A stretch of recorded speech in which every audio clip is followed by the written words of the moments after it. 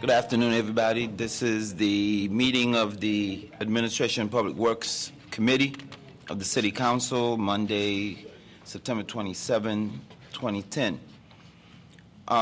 We have a quorum. Can we have a motion to approve the minutes, please? Motion to approve. Second. Any corrections? Hearing none, all those in favor say aye. Aye. Okay, the next item on the agenda is the City of Evanston payroll through the 12th of September 2010 for $2,176,734.53. Can we have a motion? Move approval. Second. All those in favor say aye. Aye. Okay. Next item is the City of Evanston bills through September 28th, 2010 for $3,654,586.49. Let's get a motion and a second.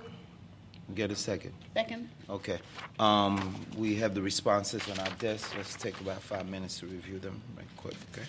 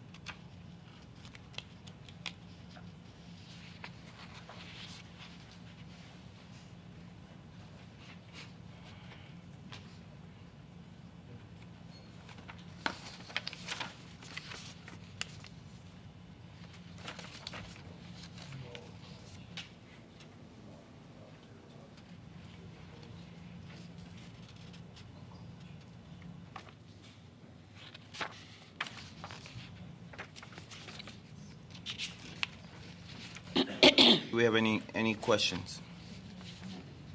Yes, Alderman Rainey. No, I'm not. Oh, you're not finished reviewing.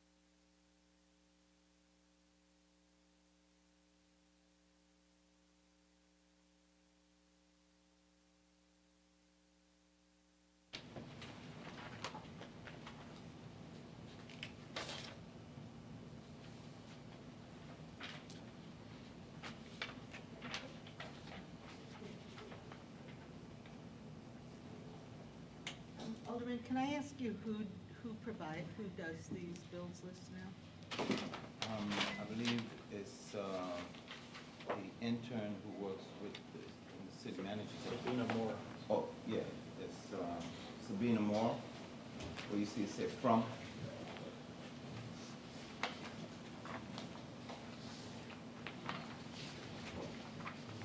Sabina here. She's done. Yeah, she is.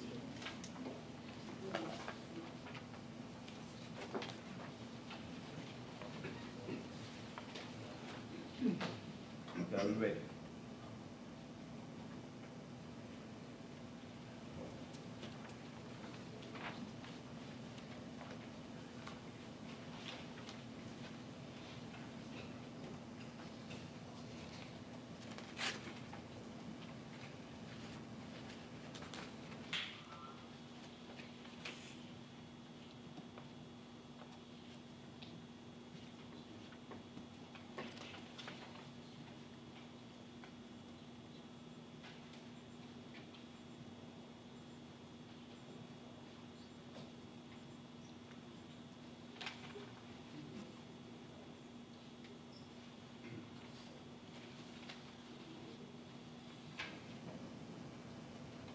Okay, I'm ready.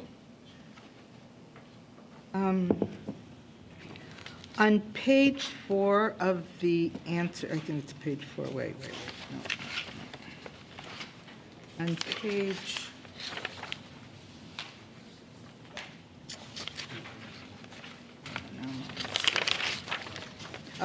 on page 6 of the answers, the bills list answers, the question that I had on page 9 regarding the branch libraries,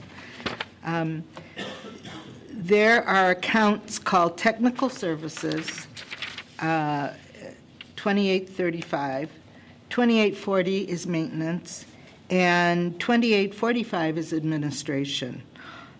Those have significant expenditures in them that obviously apply across all the 3 library operations. So my question was, what percentage of the expenses in the 2835, 40, and 45 accounts are billed to the North and South Branch libraries respectively? The answer is those are for the main branch. South Branch is 2830 and 2825. I know that. And each bills list, we read what books they bought. We see virtually no other expenditures other than materials in those 2 accounts. We know there are other expenditures, and here they are right here, some of them. I want to know, and I would like to send this back. I mean, we're going to approve this, of course, but the information I need is for background. What percentage of these technical, maintenance, and administrative expenses? Did I see Mary Johns here? Yes. Do you understand what I mean, Mary? And you don't need to tell me now. I don't want to waste time. We have a huge evening ahead of us. But this is not the right answer.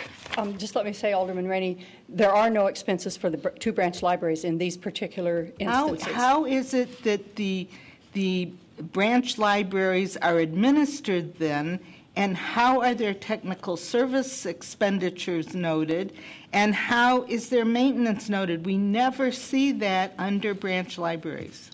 That maintenance is all for the downtown building, because the total building services, the janitorial service is just for downtown. And the mat service and the messaging are all downtown functions. When do we see those when do we see any expenditures? I mean, more goes on to the branch, but it's never in the branch library category, ever. As of September 1st, moving on, any charges that are attributable to the branches will show that had been coming out of any sort of administrative fees. But right now, these do not include any branch services because they were prior to the September 1. Here we are, a city council. We're being asked to approve these bills. But this is an important piece of information. If I hadn't asked this question, we never would have gotten that answer. We never would have gotten that information. So I just wish our staff would be more forthcoming with little details like this that make a huge difference. Well, and in terms of tracking, that has been our intent all along, that when we got to the 6 months, that we would certainly break out anything that was branches that But had never been talked before. about before. We've never No, before it hasn't seen before. anything. Right. Okay. Well, that is a step in the right direction, I must say.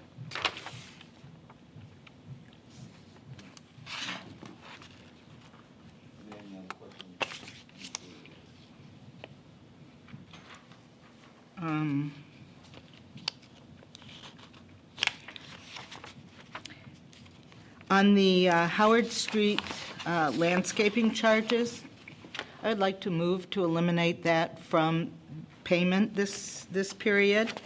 I asked a question, what did this 700 and some odd dollars, I don't see it on here right now, 700 and some odd dollars include, and I was told maintenance and weeding and watering and raking and all that.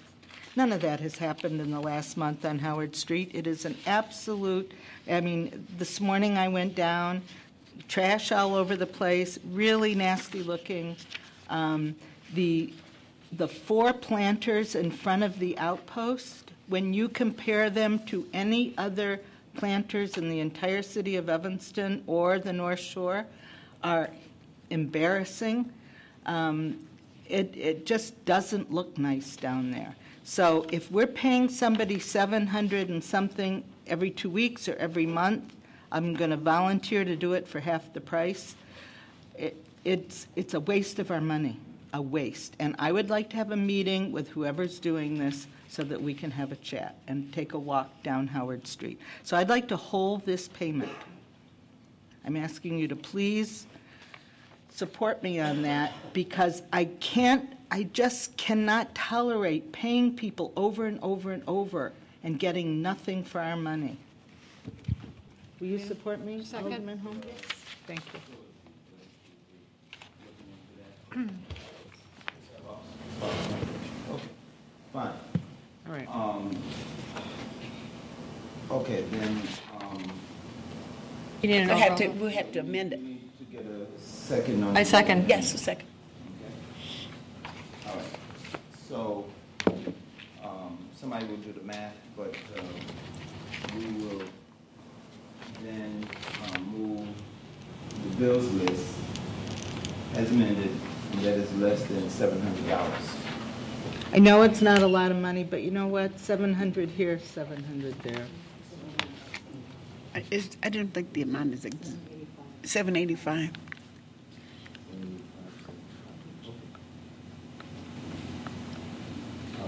Also, Alderman John Baptiste, I think the business with these board ups is just really getting out of hand. I mean, it's over and over and over, some of the same buildings 3-4 times.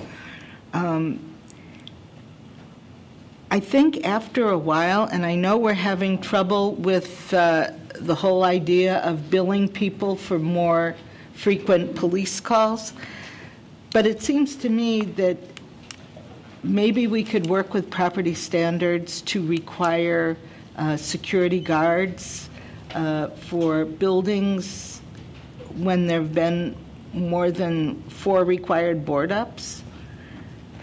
Well, that's We're not, something if we these could are if these are discuss. going into foreclosure, we're not going to collect that money. Just such a huge waste to the taxpayers. I mean, Jeff is here. We could ask Jeff to think through that issue, whether or not there's a policy shift. I don't know. We have with the cost 14 of a board security ups. guard, that might be a tough proposition. No, not for us to pay for it, For the landlord? but yeah, for the owner or the For bank. owner, if the owner would. So, but that's something to think about. And Jeff, let's look into that. Maybe you can try to see if you could look back and see how many of these buildings have been boarded up over and over again, and come up with some creative solution. The security guard might be a real issue since it would cost us more, but we need some resolution. Alderman I'd like to clarify, I absolutely have no intent of ever voting for us providing a security guard. No, I understand what you're saying, except since Of we the cannot court. collect for the board ups, you know. But let's see if Jeff can think that through and come back with a proposal for us. I'd like us to be doing some thinking also. Fine.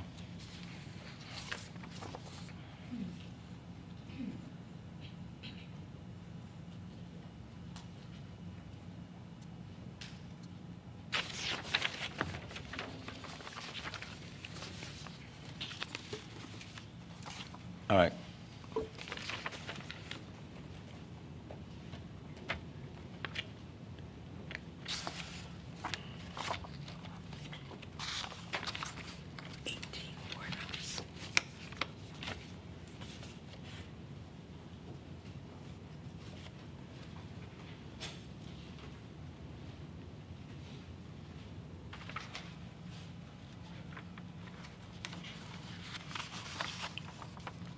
Okay, do we have any other questions? Okay. Ms. Robinson did do the math, and as amended, the bills list now is $3,653,800.74. So we already had a second on the amendment. All those in favor say aye. Aye. Okay, great. All right, next item on the agenda is a request that we approve a contract to be awarded to Jackson Avenue Safer, award the Jackson Avenue Safer Neighborhood Area Project, SNAP. This is a lighting project contract to the lowest responsive and responsible bidder, Utility Dynamics Corporation from Oswego, Illinois, in the amount of $22,819.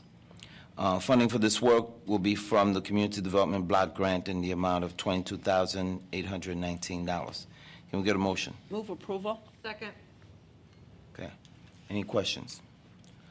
All those in favor? Wait, I Oh, have a I'm question. sorry. Alderman Rainey.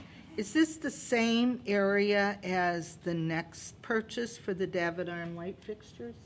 It also includes Jackson? I was a little confused. Paul Schneider, city engineer. Alderman Rainey, this is in the 1900 block of Jackson.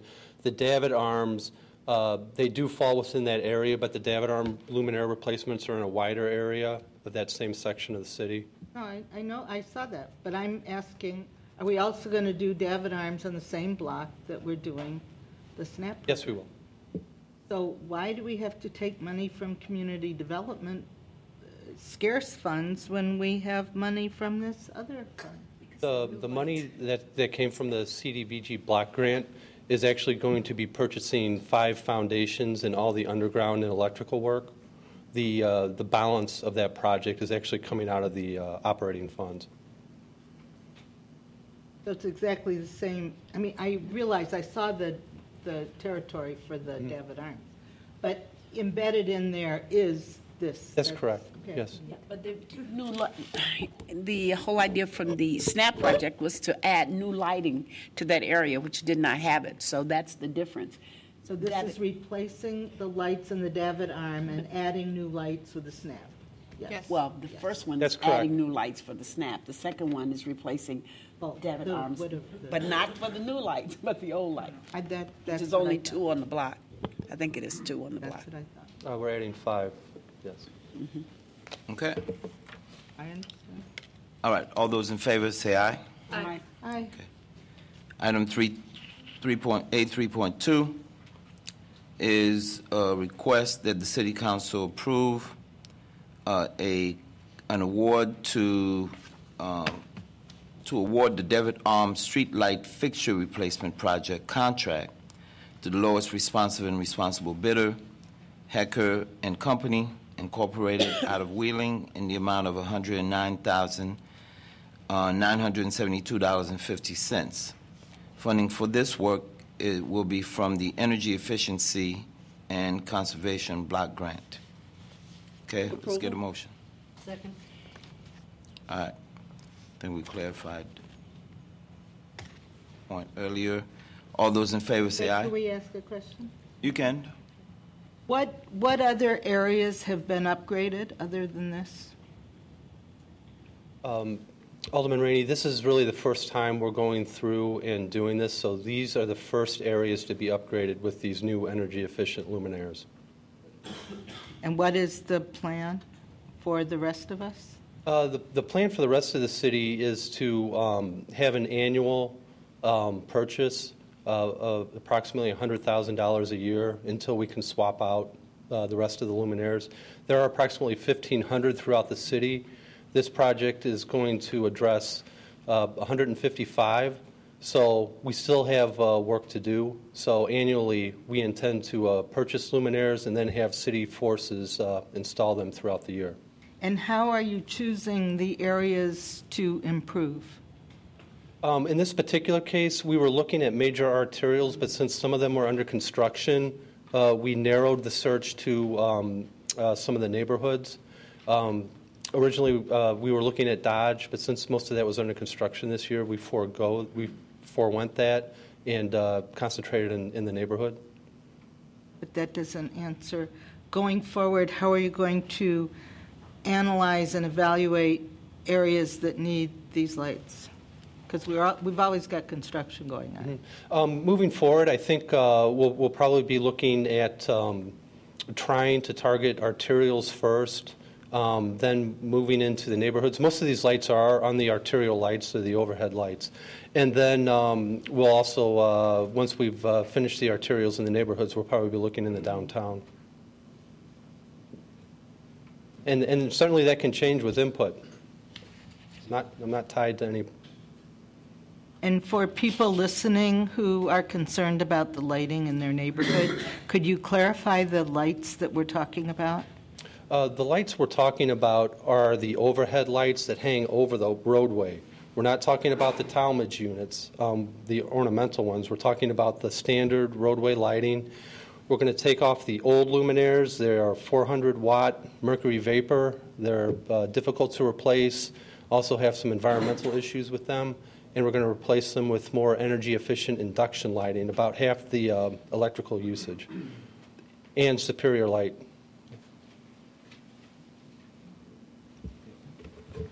Didn't we have a plan to improve the Talmadge lights? I'm sorry. We started that in the northwestern area, In right? fact, it was started and completed. The Talmadge program was completed before I got here 2 years ago. We completed that throughout the city? That's right. Yes. I don't know whether we see the difference, though.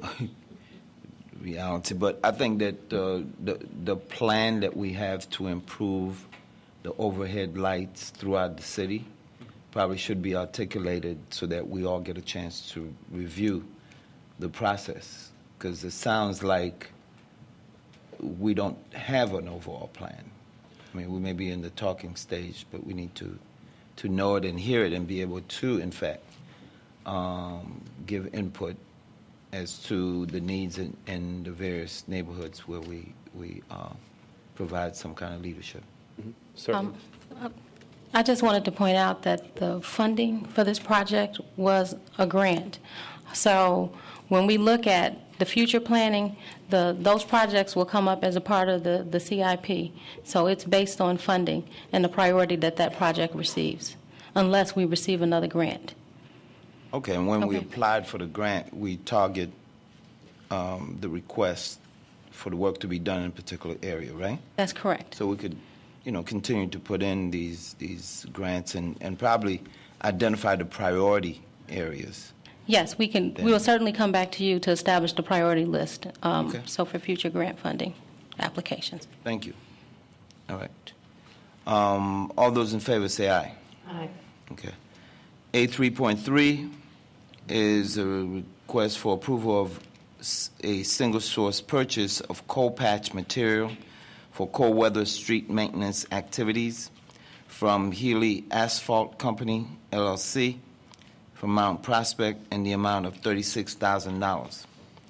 Funding for this work will be from the Water Fund in the amount of $18,000 and the sewer fund in the amount of $18,000. Move approval.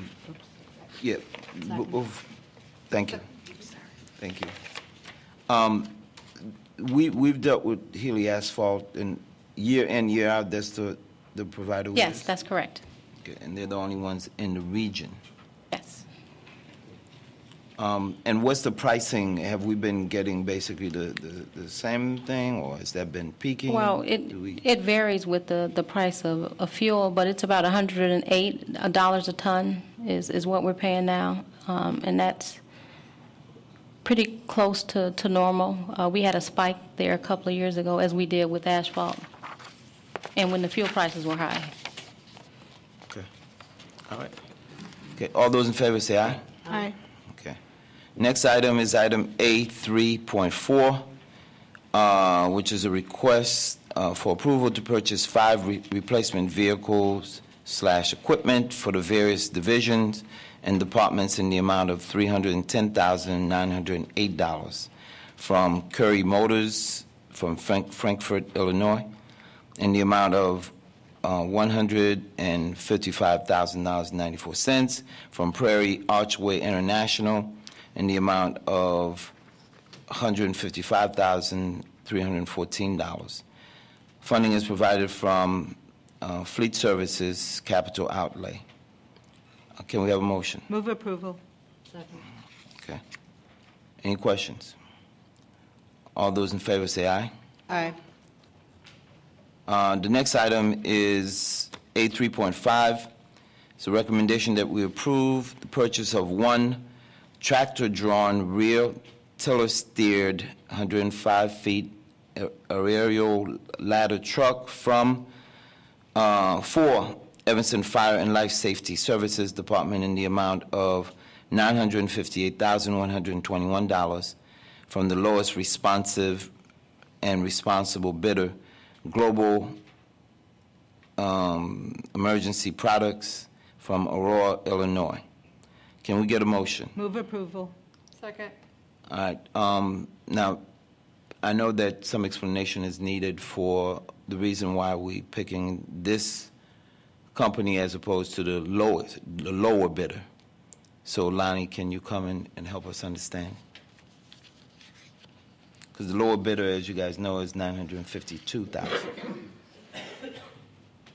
Not 952. Is much. Mr. Chairman, members of the committee, when we went out for a bid on this particular unit, it was a requirement of the FEMA grant that we create our own bid spec. So for the most part, we started with a blank sheet of paper, created that bid spec, if you will, and we identified 3 manufacturers that we were aware of as a committee, and we made sure we got that information out to those 3 manufacturers, in addition to going out to the Chicago Tribune, Pioneer Press, and Demand Star. As part of that process, we got that bid spec out, and we had a preliminary pre-bid meeting to make sure that everybody was on a level playing field in terms of what we were looking for as part of the purchasing process, in addition to the technical specifications. So that was a 2-part meeting, if you will, and we had them come into the purchasing division to tell them what they needed to do to be responsive and responsible, excuse me. And then we took that a next step further, and we took the potential vendors across the street over to the fleet service area where we had that vehicle on location, so that everybody had a fair footing and groundwork here so that they can see exactly what we were trying to replace. They were able to kick tires, open the hood, look at the various compartments and how this piece of equipment was configured so that they could put their best foot forward in terms of a bid. One bidder chose not to bid because they could not meet the time frame. That was Crimson. And the other 2 vendors, which would be Pierce Manufacturing and Seagrave, did bid on this project for us. However, Seagrave did take an exception in that they could not deliver in the time frame that was required in the FEMA grant. In fact, they came back and said they could come in 360 days after a post-award engineering sit-down meeting with the committee and them. So looking at today's calendar, I mean, we could, for all intents and purposes, we're at October. It would take us another 2 to 3 weeks to sit down with them if they were awarded the bid, and it would be at 360 days thereafter. The FEMA grant is at risk, which is $600,000. On the other hand, Pierce did not take an exception from day one. They came in and said they could meet that. They reaffirmed that fact via emails because there were some concerns. It was a short time frame to build that type of vehicle. But they reaffirmed they did not take an exception initially, and they reaffirmed their commitment to us as an established customer over many years that they were going to do that, so that this FEMA grant is not at risk, and they will deliver, and they know that they would pay a $500 a day penalty clause as well. Did not take an exception to that. So the consequence of going with the lower bidder would have been a loss of $600,000. That's absolutely correct, sir. Can't afford that. All right, and notice was given to all bidders that we needed delivery by a date certain. It was in the technical bid specifications and the purchasing aspect of the specification as well. It was in numerous places within that document. All right, good. Any other questions or comments? Okay. Hearing none, all those in favor say aye. Aye. Aye. Thank you, folks. Thank you. A 3.6, it's a request to approve the purchase of 300 trees and planting services from Suburban Tree Consortium in the amount of $64,377. Funding for this purchase is provided from the general fund line item in the Parks Forestry Division line of our budget. The total budget within this line item is $165,000, which is used for both the spring and fall planting seasons. The total expenditure for this year for both the spring and fall planting will total $157,000. Okay, can we have a motion? Move approval. Okay. Any questions? Hearing none. All those in favor say aye. Aye.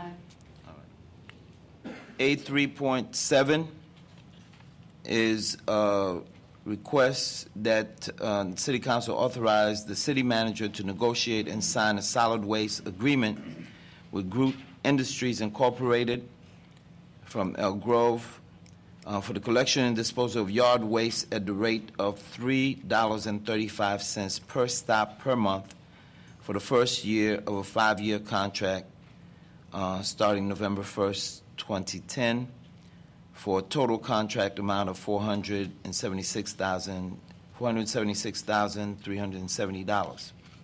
Funding for this project will be from the Sanitation Yard Waste General Fund account. Can we get a motion? Motion to approve. Okay. Second. All right. Any questions?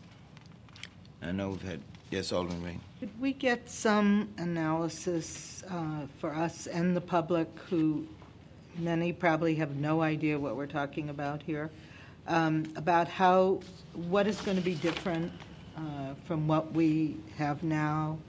Will we still have to cut up branches into like 4-inch pieces and wrap them with cloth? I mean, will there be anything different? No. No changes whatsoever. You still put your yard waste where you always have been, and we'll collect in bundles, the brown craft bags or the yard waste carts, as we do now. And what about comparative costs between what we pay now for our service and this service? The cost of the contract is a little bit higher than what we have budgeted, but in the presentation that I gave 2 weeks ago, I also indicated that we are spending approximately $100,000 in just workers' comp claims associated strictly with yard waste. So when you add that in, along with the true cost of the vehicle maintenance, we're saving about $170,000. If a Groot worker gets hurt collecting our yard waste, can they sue us? No, Why? because they have a contract that indemnifies us, so they're responsible for their own workers within the contract. And what about their trucks? Are we selling them? I mean, where do they get yard waste trucks? Do they collect yard waste someplace else right now? Well,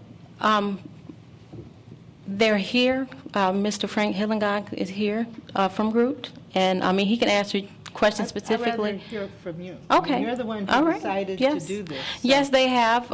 They had previously had collected yard waste for the village of Skokie for several years. The yard waste truck is the same as the garbage truck. Right. Why they're not collecting there anymore? Because Skokie stopped collecting yard waste and basically accept grass. They only collect yard waste by request. And does it cost Skokie residents to request yard waste pickup? No. Can you tell us more about that program? What do they do with their yard waste? They pay to have it disposed just like they would have normally. When they put it out for bid 2 years ago, I believe, the pricing was too high, so they opted out of the contract and just stopped providing the service to their residents. And I believe the last information that I received that they cut their yard waste totals in half. But they also have more yard waste debris in the alleys where residents haven't called. And they're asking the residents to mulch grass is what they're, so they won't collect grass clippings at all. That's very interesting. I'm surprised you're just telling us about that now. Have they managed to survive? Well, our numbers have gone up. The quantity of yard waste that we've collected, I can't say that I've seen Skokie residents actually tiptoeing across the borders, but our yard waste quantity has increased. I just, we never explored the idea of eliminating that service for residents. We have a lot of trees and a lot of yard waste, and we were collecting probably 1,500 tons of yard waste more than they were anyway. What's the total cost of our yard waste program? Going forward, like this year with Groot, what will it be? $476,000. So Skokie announces one day we're not doing yard waste and immediately saves something around $500,000 a year. I don't think I think they had a very, very good contract. So they weren't paying that much in the first place for their contract services. All right, they weren't. They saved They them. weren't. And that was, Yeah. I guess 8 years ago when they had their initial contract. So a lot of changes have happened in the yard waste industry in terms of, where you can dispose of yard waste in Illinois. So that has increased the cost of disposal as well, which is why initially when we brought the presentation before you, we weren't even considering adding yard waste to the contract. But we wanted to see what the price was because of our workers' comp claim, and that is the most labor-intensive type of work that we do, because most of the garbage that we collect are in carts, so we're not physically lifting it. Where will they dispose of it? Through Swank. Mm-hmm. Okay. Have you had any discussions with people in streets and sanitation in Skokie regarding this Yes, I have. program? Okay. I would think this is a contract for a year, right, that we're approving? The proposal is for... No, the contract it's a for 5-year one contract. of a 5-year contract. Right. So we spend $476,000 per year, right? That's the intent? That's correct. So tell us again why you didn't propose doing away with yard waste collection altogether? Because we collect about 5,000 tons of yard waste, and what are people going to do with it? We'd have fly dumping all over the place in terms of yard waste collection. So is that a problem in Skokie that has manifested itself like that? Well, our communities are very different. And I would say the first year that Skokie implemented this, I think a lot of people were shocked, so they did see, I would say, a market reduction, but their numbers have doubled the second year, and they will progress once people learn that all they have to do is call, and then they'll be faced with a routing problem, because if every resident calls every week, they're back to collecting the yard waste, on a weekly basis anyway.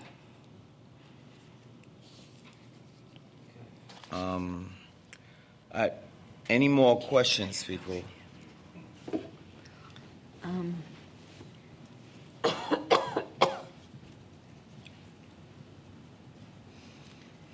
Once again, we didn't have all the information. I think that's just real interesting. I'll propose an amendment. Go ahead. Alderman Fisk. Yeah, I propose amending this instead of a 5-year contract to bring it down to 2, to take a look at seeing how we might want to proceed with this. I know, for example, in my neighborhood, a lot of people have started mowing their lawns and not collecting their clippings, letting them fall. I think it's much more eco-friendly to do that. Certainly is a lot better for your lawn. And but I think this is an area that we can possibly see some savings, and we can take a little bit of time to educate the community in ways that they might approach handling their yard waste in a more creative manner than the way we've traditionally handled it. I would second that reduction in the contract. I think all these are too long. Yeah, and I don't know what the implications are. Yes, that's what I was getting ready Yeah. to say, that there are going to be price implications associated with a reduction in the term of the Let's contract. just hold them, and maybe one of the other bidders wouldn't have a price change, so. Didn't we? I mean, how long have we been related to Groot? A long time. We need to think about this. We didn't have all the information. Well, Oh, okay. I'm sorry. Did you want? No, I was going to comment on the page 138 shows you what those other prices were, and they're substantially more, with the exception of Republic, who indicated they only wanted the contract if they got the others, but their other contracts were so high. So I understand. I'm just being smart. I just have a question. Alderman Holmes. But didn't we just at the last meeting extend all of the contracts until December? So wouldn't that give us time then to review? I mean, so I don't know what the problem would be in terms of relooking. I understand that there might be price implications, but there might be some reservations on our part as well. But since we do have contracts that go to the end of the year, that would give us some time to do that. yes, well, the contract extensions are not associated with yard waste. There are staff okay. implications that we are very short-staffed. Positions have been eliminated, so it was our desire in particular to be out of yard waste before the heavy season started for us, because we do not have the employees to do the work. Yes, Alderman Rainey. Here's the problem. We heard a lot about the concepts, and we know about the workman's comp issues, but we really didn't have the details. I did not know, I might have missed it, that it was going to be a 5-year contract. I'm sure you told us, but I didn't know that. If I had realized that, I would have asked some questions about that, because with a switch like this, this is a radical change all around. And so I think we have time to talk, and I really think we should. Yeah, I think that's what we're talking about. And in light of the fact that, you just brought to our attention that Skokie has eliminated, the yard waste pickup. I don't know whether we want to even go there, but I think it's worth thinking about and getting more information about. So, I think we should get more information for our next meeting. Next meeting is 2 weeks from now, right? Okay. So let's see if we could get more information on that change, and let's think about, let's talk to group to see whether or not, there could be some, what would be the change in price.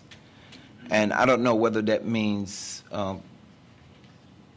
Corporation Council going out to rebid, since if we ask for a change of price or a proposal for 2 years, whether or not it means going out and letting other companies have an equal chance to do so.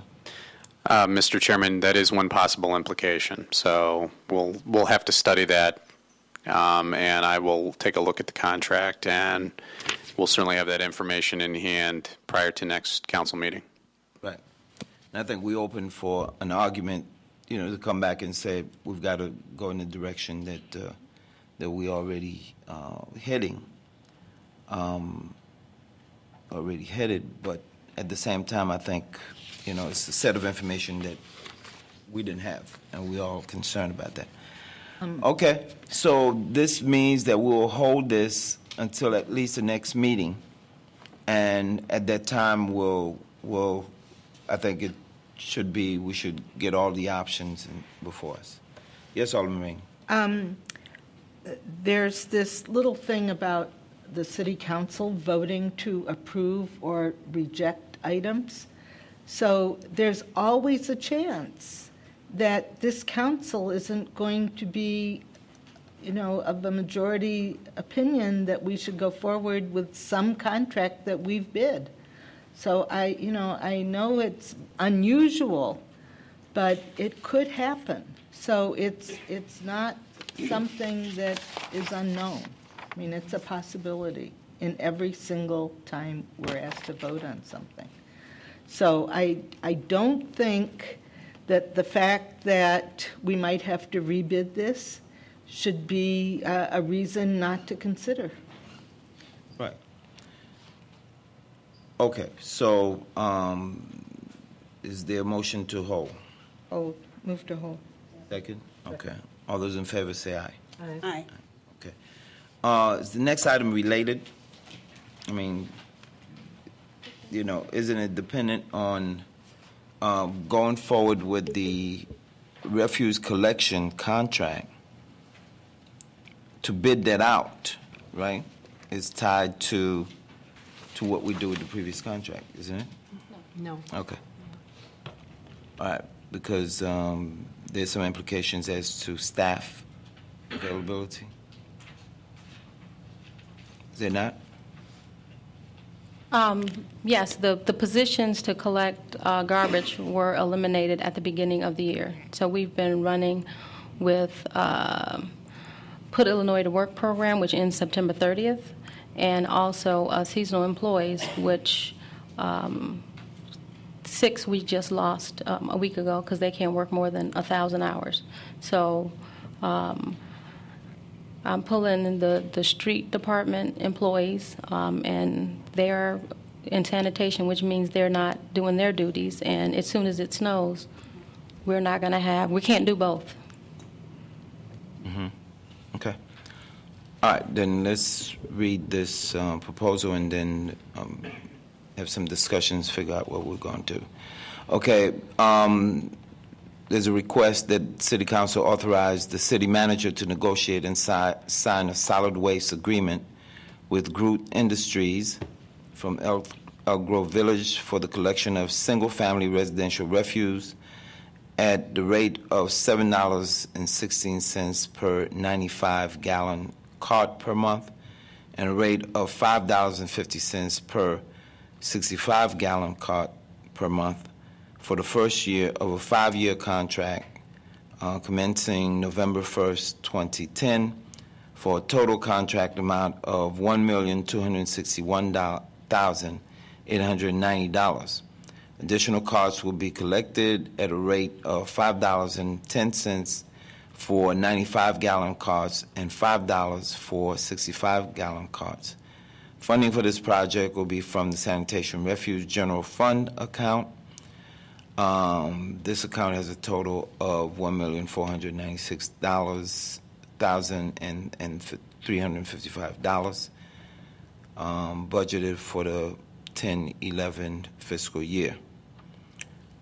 Okay, in addition, let me say this, that the budgeted amount reflects the elimination of 4 solid waste positions at a cost of $300,000. Move approval. Second. All right, can we, the elimination, okay. The elimination of these positions, these are vacant positions, right? Yes. Yes, they were vacant positions. Okay. Alderman Rainey. I'm going to support this, excluding any feelings I have about the previous issue, because This we has have to to happen. have our Yes. garbage collected Picked no matter what.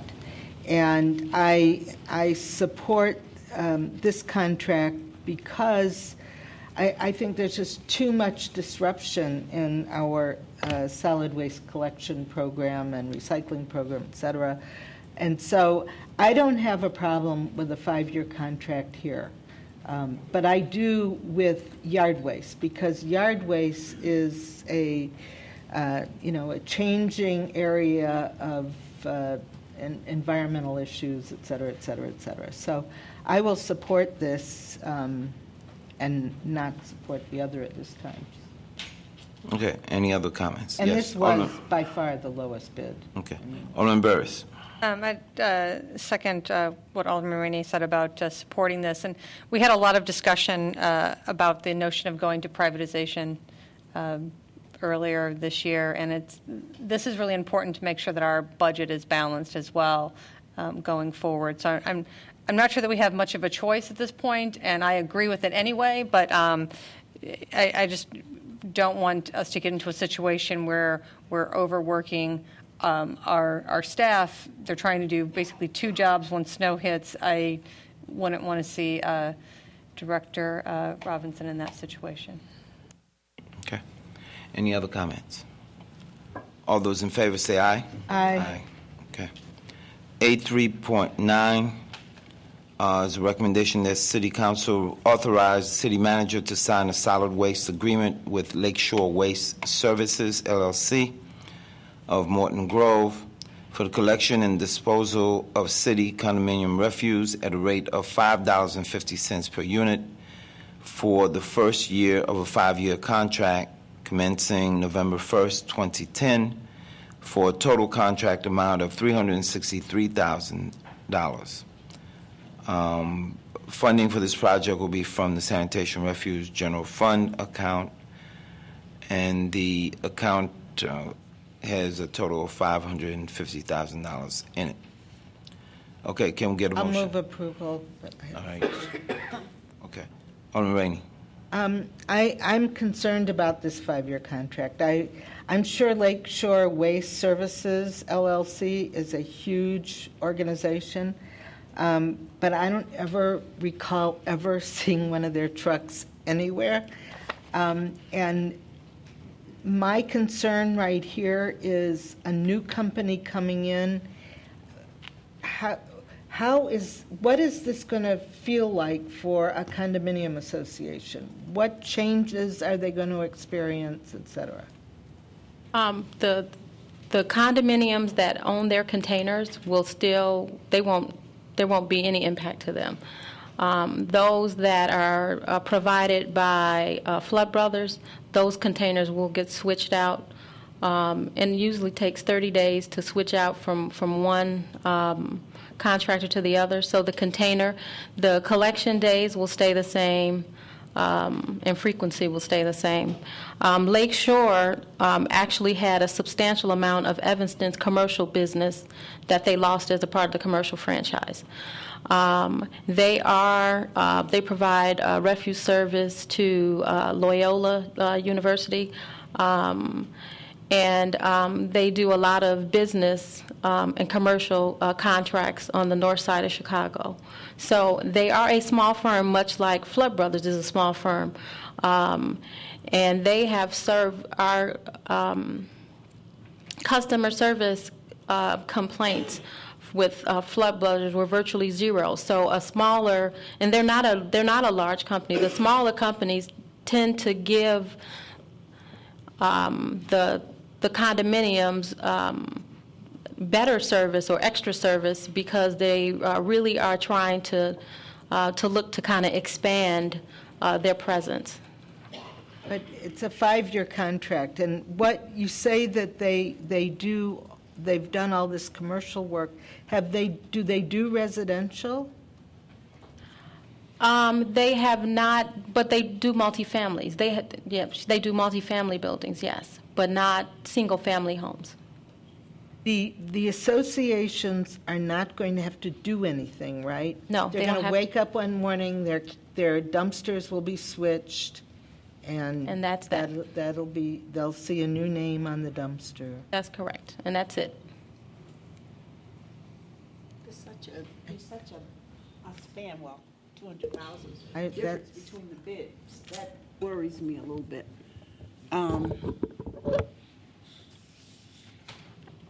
Yeah, and we actually discussed that, which is why we interviewed them. I think that Flood Brothers, when they first came in, if you remember, Veolia or Onyx was the condominium provider, and when we put that out for bid, Flood Brothers came in significantly less. It's about trying to break into a new business, and we just happen to benefit from that competition, or they're seeking to expand their operation.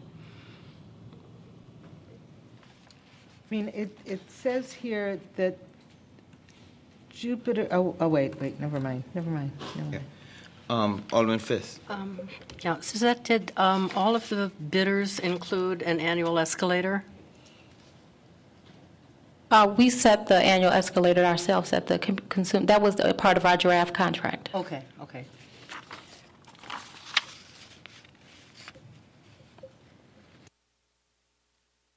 Okay. At this point in time, I'm not hearing any proposed modifications. All right. Then all those in favor say aye. Aye. Okay. All right. The next item is A 3.10. This is a request that we enter into a contract with Citywide Bus Shelter Program and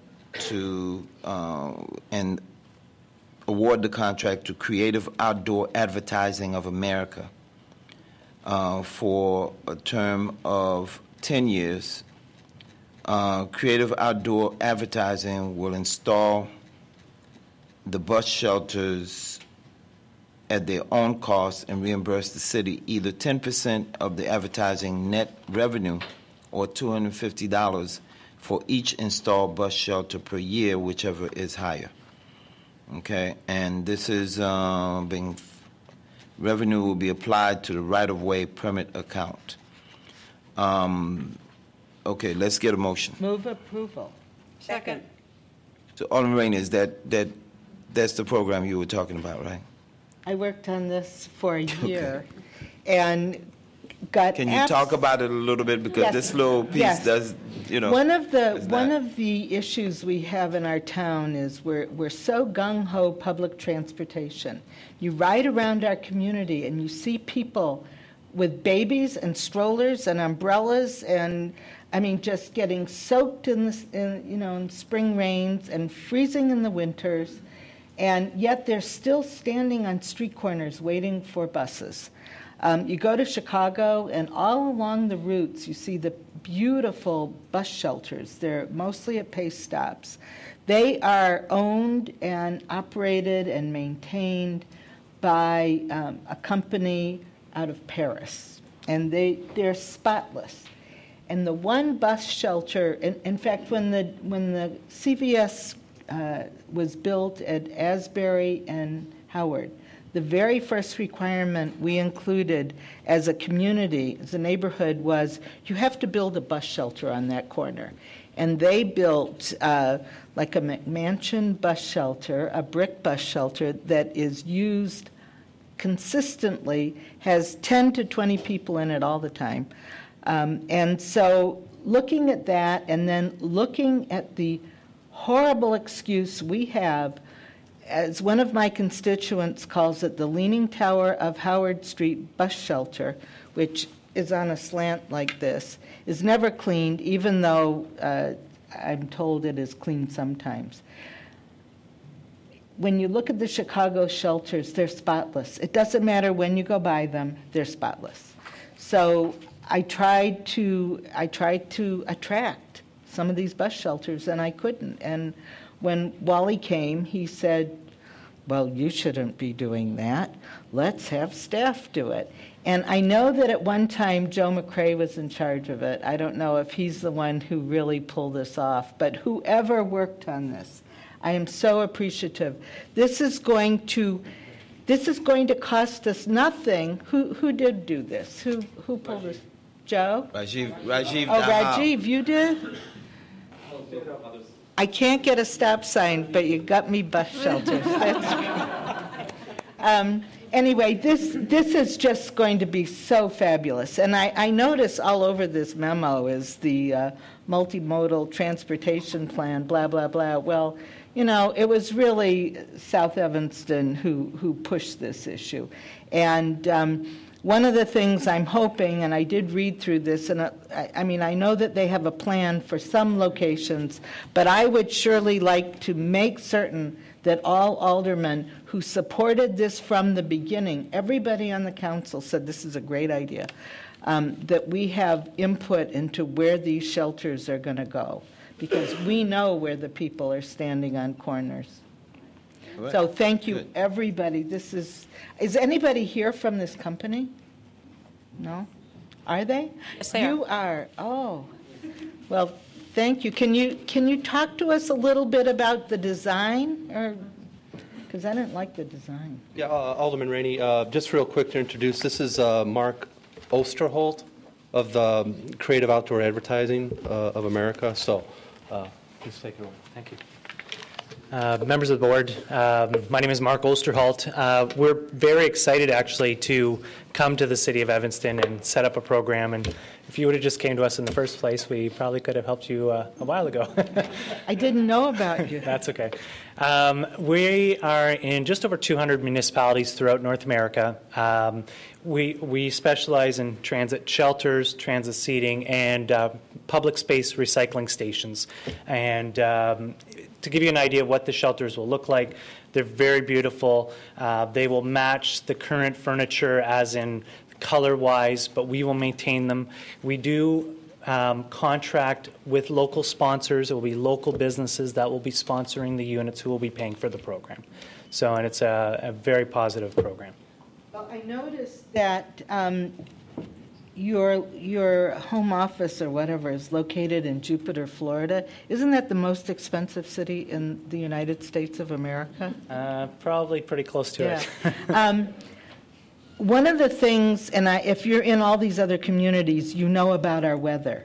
Our weather is horrible in the winter. So from the examples you had in our packet, it looked to me like there were no enclosures, just roofs. Oh, no, there's glass. Oh, it's is there? Hard Okay, to see from the pictures Okay, because I it's couldn't tell. Printed on the paper. I noticed you do some solar lighting. We do.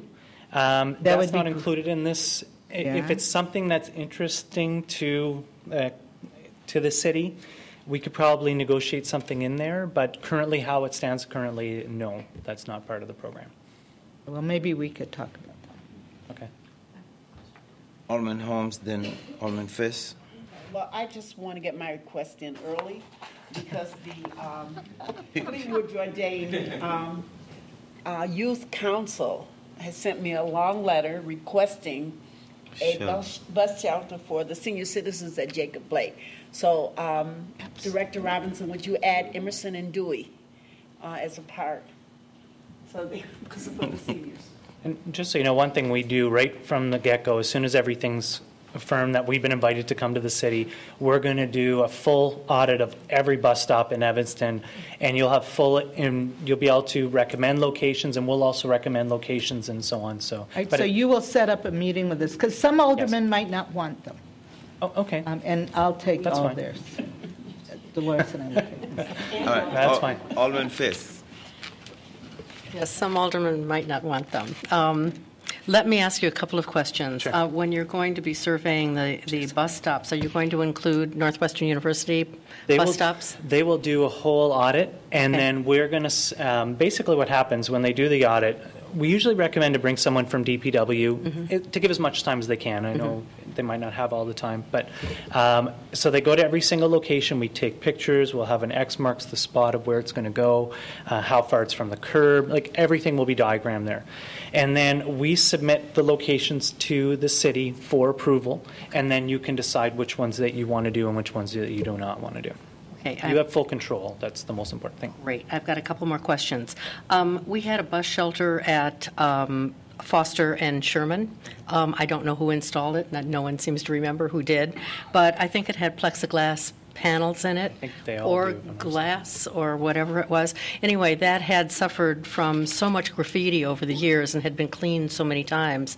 The panels were, I mean, you could read the old graffiti in it even though the paint had been removed. My window washer says that that's almost impossible to get out of glass. How do you handle something like Well, that? they etch it, and that's why it's impossible to get it out. Okay, and so what happens if this becomes, do you replace the panels? Yes, exactly. Okay. Now, in some instances, you can polish it out, but like you're right. So then we would replace that sheet. Okay. And how much extra would it cost to do some solar lighting? I don't have the figures off the top of my head. I can find out, and if that's important, I can find out and get back to you. Because I think at some locations, that might be a real benefit. I don't think all locations, but I think some locations. Thank you. Oh, and then my last question to staff is that I'd like to meet with you regarding the locations in the First Ward. And so in the information that was presented to us, I see that there are a couple of locations in the First Ward. I just want to make sure that those are not etched in glass, no, etched in stone. Yeah. Thank you very much. That's a nice design-neutral shelter, so I think that would work. What is your time frame? If we approve this tonight, what? Basically, it goes by when the actual agreement's signed. Once we get it signed back from Evanston, we're not like Walmart. We don't have a whole warehouse of these shelters waiting to go. But we place the order. It's usually 6 to 8 weeks. So in that time, that's when we do the street audit and so on. So 6 to 8 weeks is usually now. At this time of year, though, Mother Nature might play a role in that. So ideally, if everything goes great, we'll have some installs this year. Worst case scenario wouldn't be until spring. I have one last question. We'll make sure it gets signed quickly. Okay. Alderman Fisk. I have one last question for you. Can you describe the material here? Is this painted, or is this a... It's a polyethylene material, and it will be tinted to the color that we've discussed. And it's what's beautiful about it, it's not painted, so people can't scratch it, or when it does get scratched, we can easily, because it's a polyethylene material, we can easily take that out. So it's very vandal resistant. And then the actual sponsorship panels themselves are printed on vinyl, and they're reverse mounted on Lexan, so they're not exposed to the elements. Okay. So people can't graffiti them or can't, etch into them or anything like that, and it keeps them looking nice. Now, the panels that are in here, they're two different, looks like they're two different sizes. The one, if you can see, this yeah. looks a little bit larger than this one. It's up not. here. They're both the same. It's just that one's close up. That's Okay. on the inside, and that's just for the city to use, whether it's A transit map, or... yes, yeah. exactly. Or if you want to promote any type of city program or anything like that. Okay. And can we do that for free? Yes. Because otherwise we'd be paying ourselves again. But that would be great for, downtown Evanston and other programs we want to promote. Okay. All right, then, no other questions. All those in favor say aye. Aye. All right. Item A4 is a request from staff that we accept the 2009 to 2010 audited annual financial report and place it on file. And usually we ask the representatives to just come up and make a presentation, but I think we could hold that for city council meeting, but we could go ahead and move. Go ahead. I'm sorry. I don't We're going to ask the same question, so go ahead. want to ask it together. Yes. Go ahead. Alderman, I can't remember when I didn't read the annual financial report, the audit, et cetera. I have not read this. It was delivered to my door. I have no idea when on Friday night. I didn't even know the envelope was there until Sunday when I saw it sitting there, because we were otherwise engaged all of Saturday. Sunday I worked on my packet. Today I worked on my packet and had some appointments. I have not even read the letter. Are you asking And so that we hold I don't. acceptance? Is there any reason why this absolutely has to be dealt with tonight?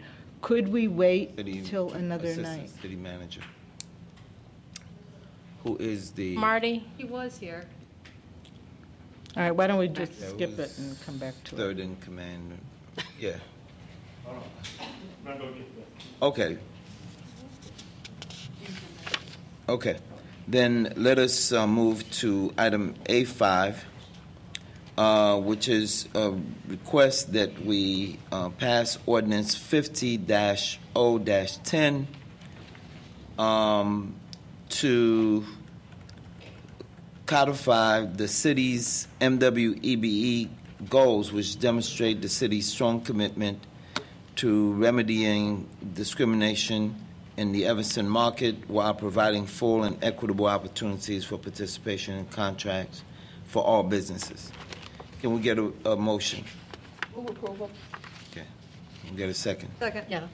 Okay, and it is for introduction, so all those in favor of introducing? Is there anything different than how we've been Well, practicing? I think we're going to get a presentation, so we'll probably get an elaboration. But for All right. now, Aye. we're moving to introduction.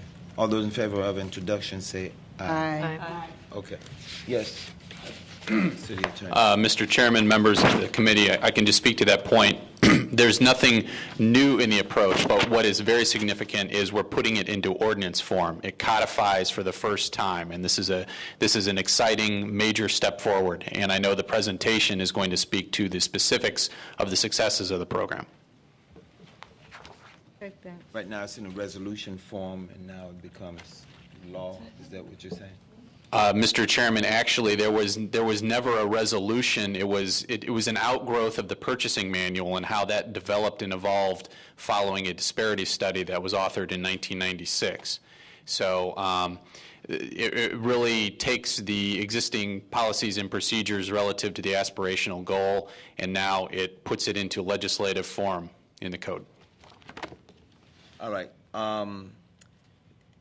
Mr. Assistant City Manager, Interim Director of Economic Development, and you got any other titles, man?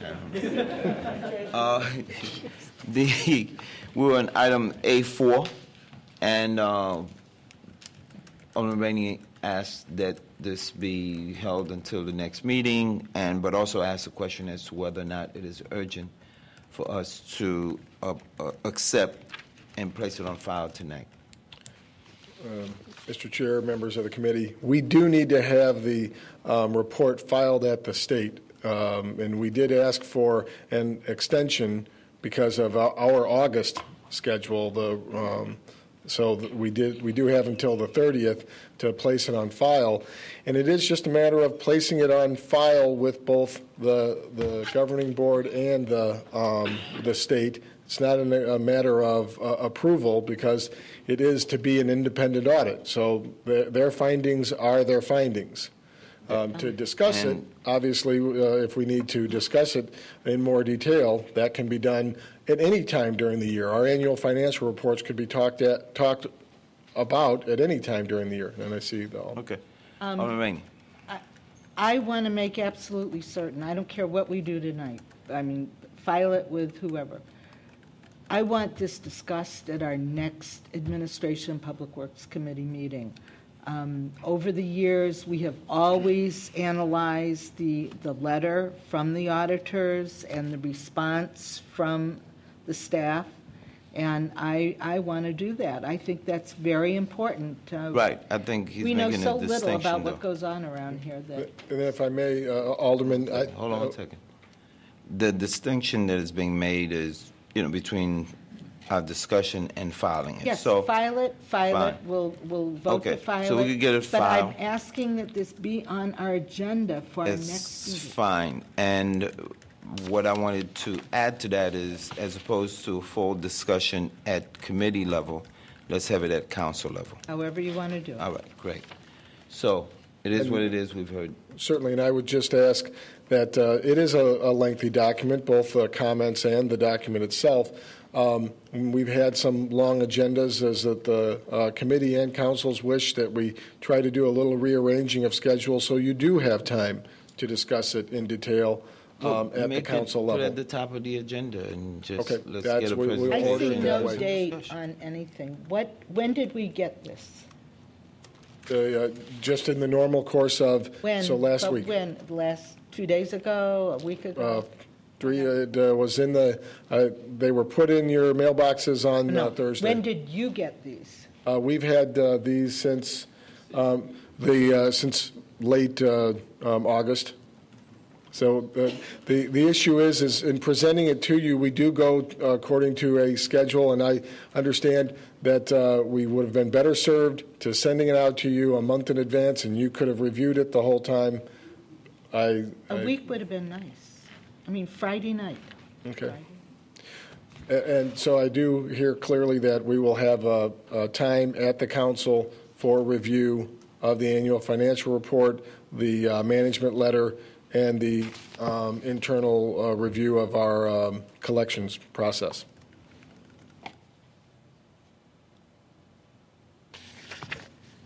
Okay, so, okay, then we'll move it to council to have it accepted and filed, okay? That's all we could do. Okay, all those in favor Will you of... let people know that it's going to be? Yeah, we'll make sure that we talk about it. Okay, all those in favor of accepting and filing it, Aye.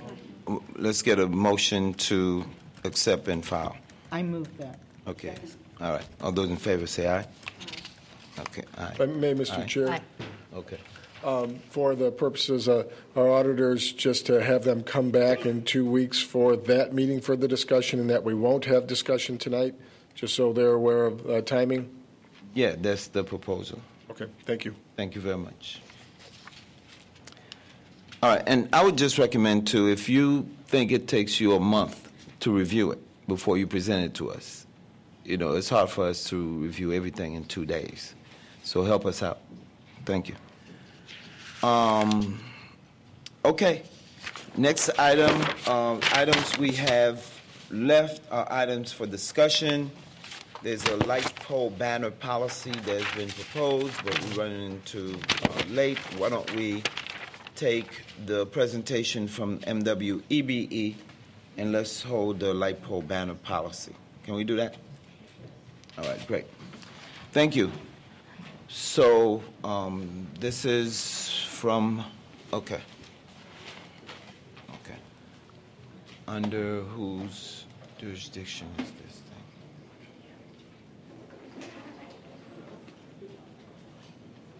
thing? Yeah, Suzette, you might have to flick the light. There's a button up front. Great. Is that good? For you could still see, right? Okay. Thank you, Mr. Chairman, and members of the committee for allowing me to do this presentation this evening. Did you identify who you are and what No. department you work for? Sorry. My name is Lloyd Shepard. I am the administrator of the Minority Women in Evanston Business Enterprise program for the city of Evanston. The slide presentation covers the Minority Women in Evanston Business Enterprise program and the local employment program. The purpose of the program is the following, as you can see. The next area is best practices. What? Excuse me. You just said the purpose, and then you say, as we can see. I'm sorry. Are you doing an overall? Are you telling us overall what you're getting ready to do, or what? You say, as we can Yes. see. Okay, we're trying to see it because we following it. So then. Yes. Okay. I should have. Okay. Go ahead. At any rate, sorry about that. We're now into the second slide. Okay. And we're dealing with the purpose of the MWEB program. And we have 3 items listed there as the purpose. And the next area is best practices. And the best practices were recommended by D.J. Miller and Associates, who did the disparity study in 1996. Also, the last item, the study concluded that the city has a compelling need for an MWEBE program given its minority population. And also, I will add that the recommended best practices have been implemented.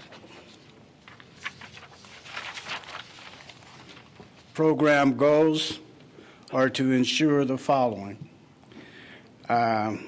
Those 4 items. And next we have... Wait, excuse me, sir. Yes. I'm not sure we could keep up with reading the entire page that quick when you say, you know, when you talk about it in broad term. If there's some specific,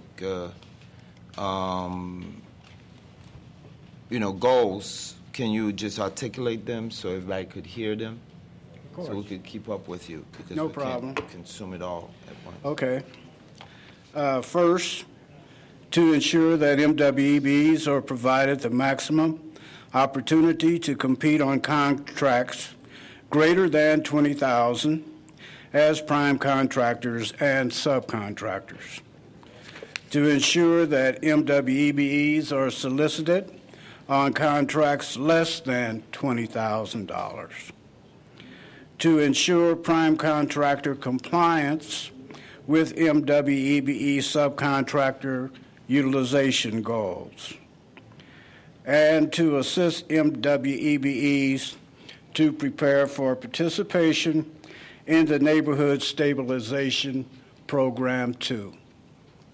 Okay. Direct outreach, development and maintenance of a local business directory which is updated annually. Regarding the Chamber of Commerce, the Chamber of Commerce has participated in vendor fairs and financing seminars with the city each time it has presented those forums. I believe that we've had 6 vendor fairs and 4 financing seminars. Regarding local merchants associations, it's indicated that this is future participation, and I will be attending meetings of the local merchants associations to determine assistance needed by businesses that can service the city's requirements. Referrals. Oh, I'm sorry.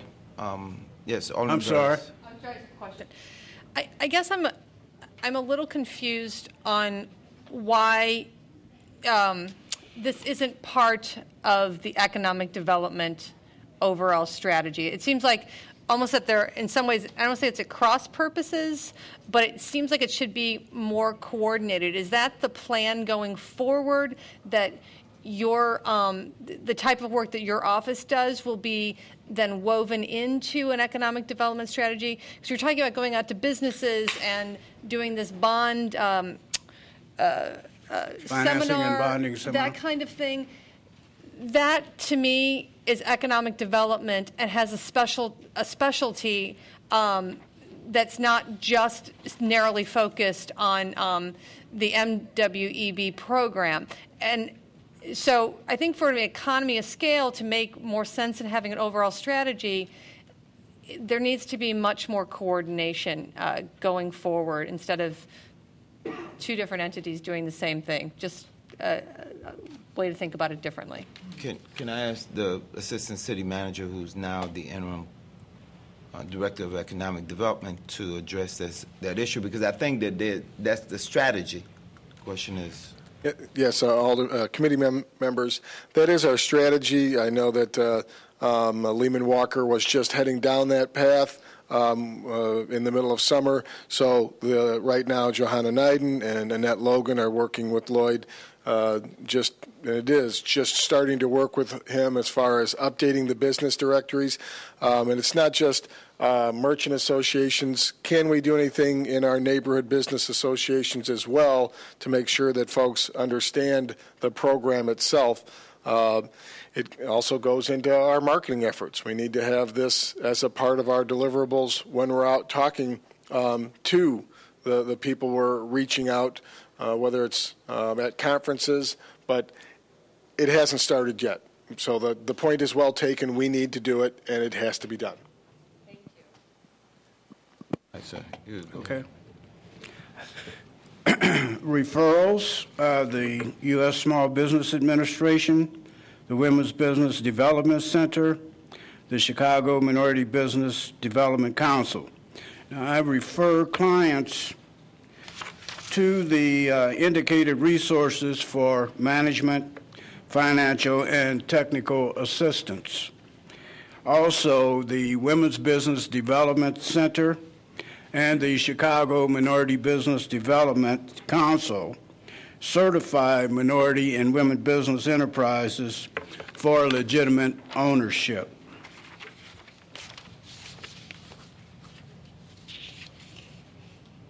The next slide is the MWEBE participation for fiscal year 2008-09 and fiscal year 09 to 10. And please note the increase in the EBE contracts for 2009-10. The next slide is MWEBE participation, pie chart form. The pie charts reflect a decrease in total contracts awarded from 2008-9 and 2009-10. However, we would please have you note the increase in EBE contracts in 2009-10.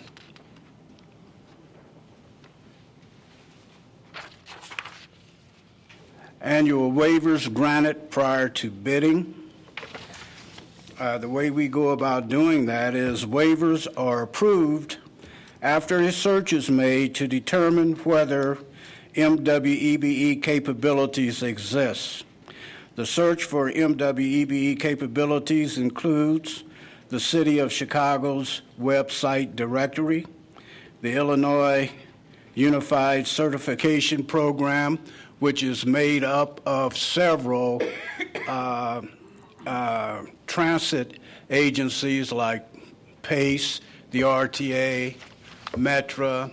It also includes the City of Chicago, as well as the Illinois Department of Transportation. So there is a huge number of minority, women, and disadvantaged businesses listed in those directories.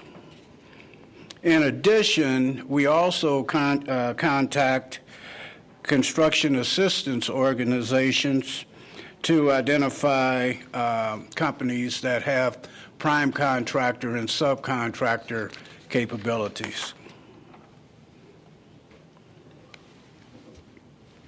The next slide is dealing with next steps, and regarding item 2 in particular, develop a criteria to address the potential for additional cost to the city for MWEBE participation.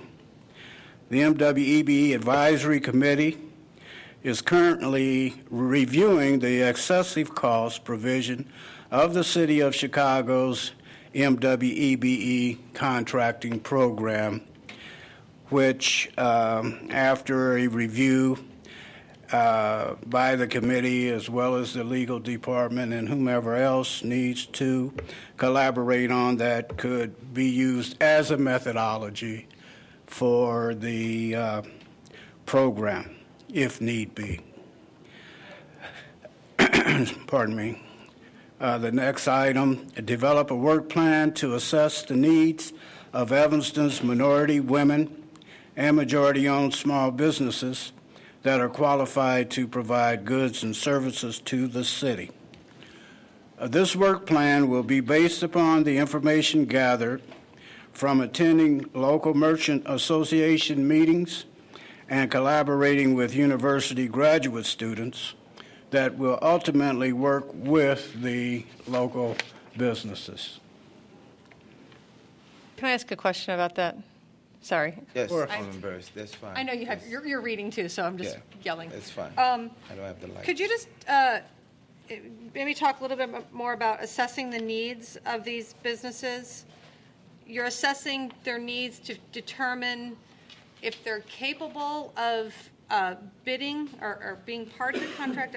I'm just not exactly sure what the purpose of the assessment is. What are you trying to assess and to get them to what next step? First of all, we're looking at companies that can provide the goods and services required by the city. Okay, but it says assess the needs of the Evanston businesses? Well, that's the way it's worded, but we are focusing on companies that can provide goods and services within the program parameters. Okay, I just wanted to clarify that, because that's a different program if you're just trying to find out if we have businesses that can meet our needs versus us meeting the business's needs, assessing the business's needs versus assessing our needs. I just wanted to clarify to make sure exactly what you're trying to get out of this piece of the program. Thank you. You're welcome. Okay.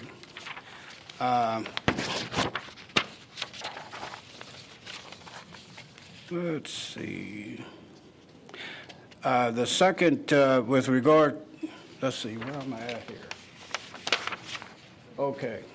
Moving on to the next slide.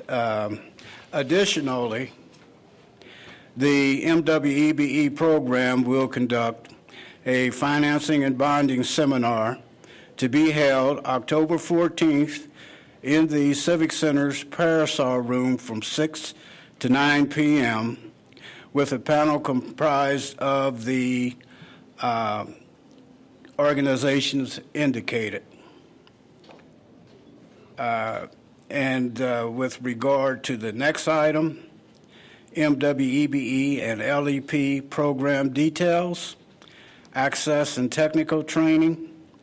This addresses how to incorporate your business in the MWEBE program or as an individual on how to register for work in the local employment program.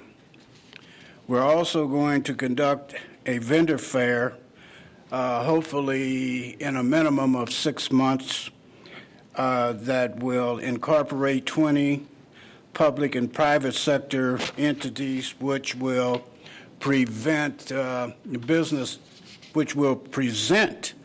business opportunities for MWEBEs.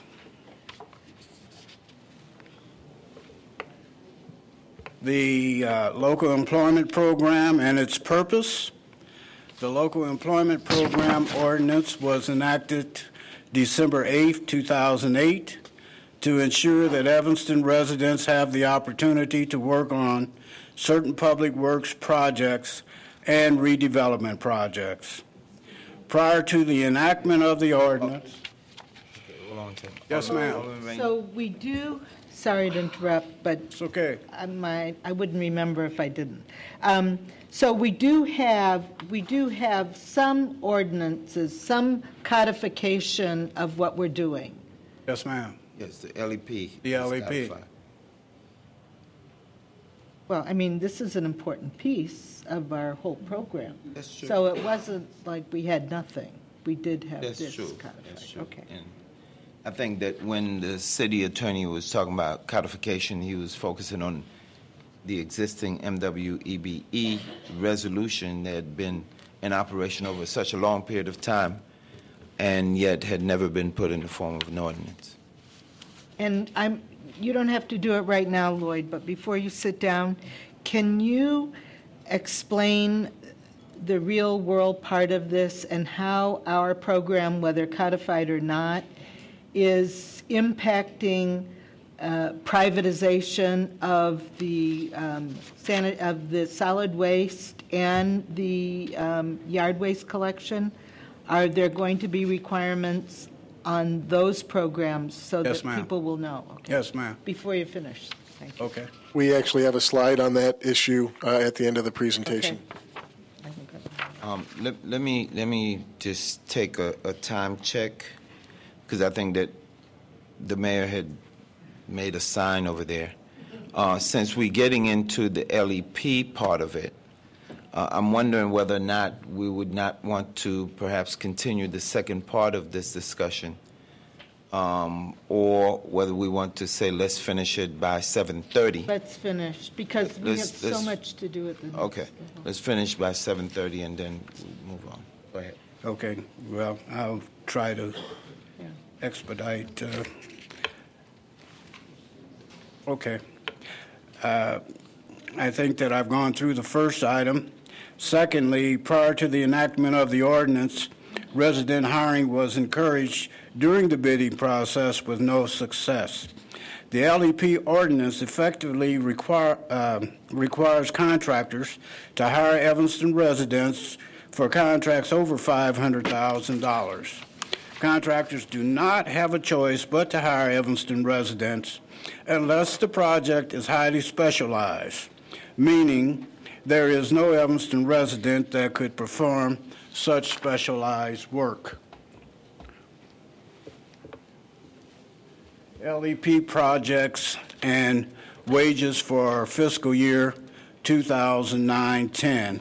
As you can see, we had 3 projects with total wages paid out of $54,841.07. This fiscal year projected wages are $94,547.20, and they are projected wages because those projects are still in progress. Year to date, though, we have exceeded last year's wages paid to residents based on these projections of 42%. Is everybody okay? Sorry about that. I'm not used to working with these things. Next is Evanston residents hired on these projects. This year we have 3 projects that total Evanston residents hired were 7. Last year's 3 projects generated just 3 jobs. And I'd like to add, with 1 voluntary hire and 3 imminent jobs to come under the solid waste collection project, LEP jobs for 2010-11, total 11 jobs. The solid waste collection project will run for 3 years, which means 3 LEP jobs each year over 3 years. And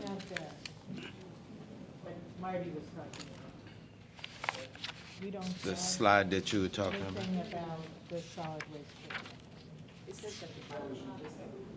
I apologize. That if you'd go back one slide, it was just the right down below. Lloyd just rattled it off that we would have 3, and that's just in a total dollar amount. That is 3 people for an entire year, which will be more than what we've had in this year.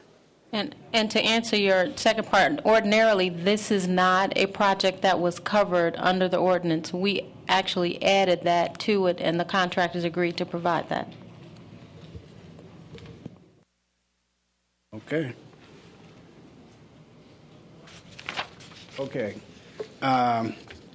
The what-if scenario, from the inception of the LEP program, the threshold was set at, if it had been set at $250,000 instead of $500,000, then the next slide shows some of the projects that could have been considered. But can you draw the conclusion if it was lowered to $250,000, there could have been up to 10 additional projects eligible? Yes, that's what you're what's saying, on the, because people are missing some of those things. Okay. That's on the next slide, Mr. Chairman. Yeah. This slide here. We've got the All right. projects outlined. But at any rate, there are 10 projects there. And all the above projects, if qualified for the LEP, would provide 1 job per project or a minimum of 10 jobs. And in the upcoming year, to forecast LEP jobs for 2011, a meeting will be held to review projects financed with city funds to determine which qualify for the local employment program. Also, we will continue to work to get the motor fuel tax funds approved for the local employment program. And that concludes the presentation. Right. Any questions? Yes, Alderman Holmes.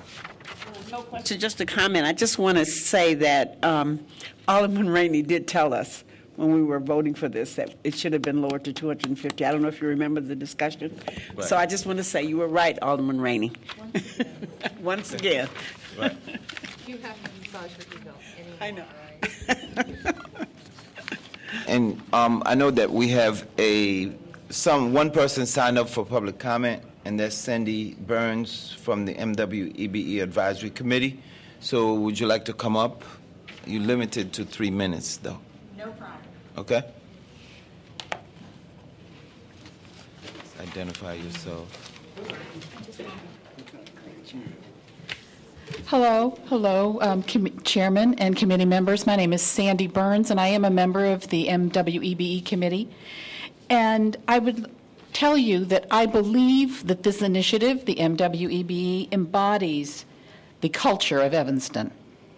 It's the reason why people come to live here, because the city of Evanston values diversity and works diligently to make Evanston a better place to live and to work.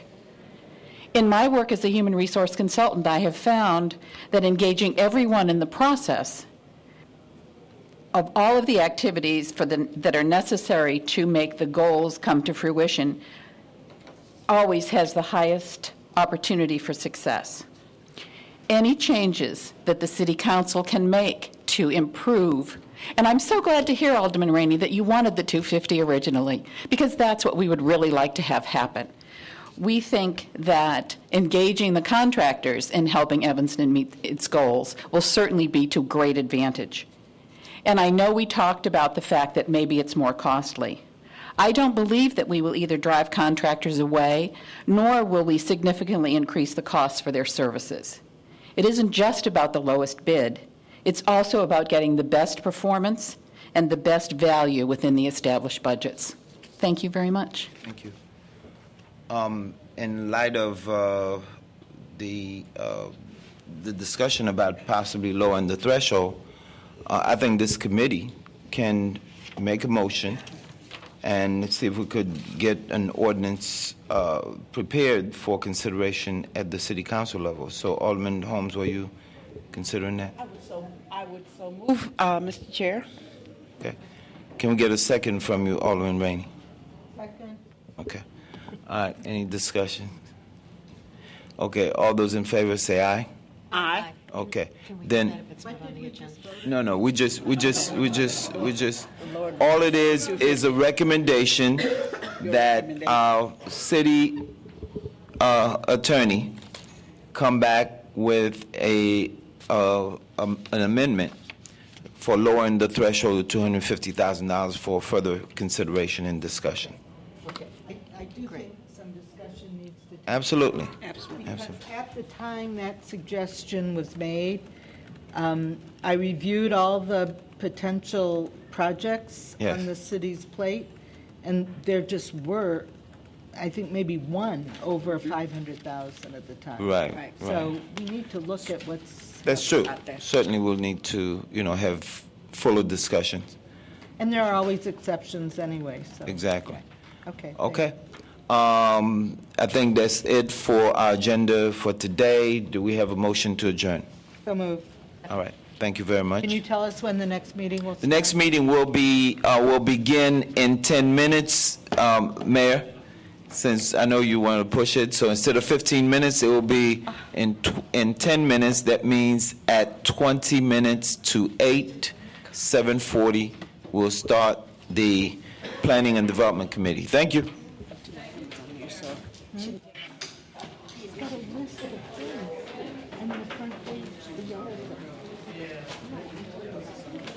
Oh, no. Oh, Army. But I'm saying the council.